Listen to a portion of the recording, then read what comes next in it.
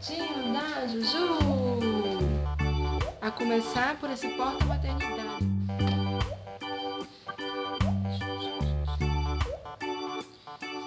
Agora aqui, uma panorâmica do quartinho todo.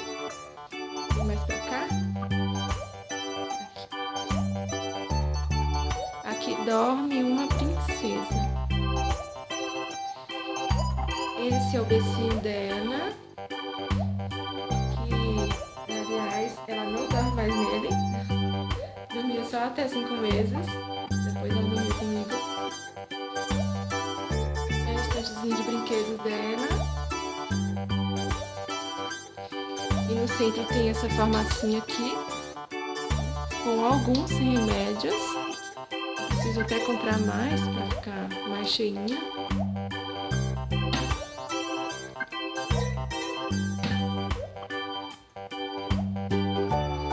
Vem o armário, tem alguns vestidinhos dela aqui. Foi o primeiro vestidinho dela. Ela usou ele até 6 meses.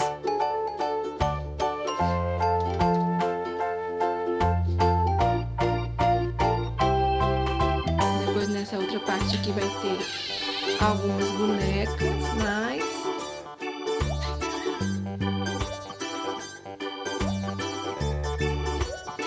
aqui na cômoda tem os sapatinhos dela. Aliás, aqui vai ter alguns sapatinhos.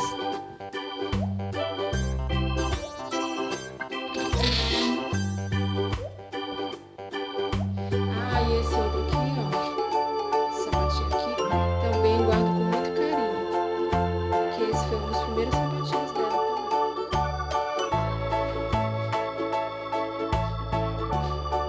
Esse aqui é o porta-fralda, né? Junto com o kit da bebê Ursa, que vai ter a de nascimento dela. O papel de parede da bebê Ursa também. Ainda tá o mesmo tema no quartinho que ela nasceu ainda. Conforme forem passando os anos, eu vou mudar o personagem. Criar um mundo com a magia. E por fim, a caixinha de bagunça dela. E olha quem apareceu aqui. Dá tchau pra minha amiguinha, Juju!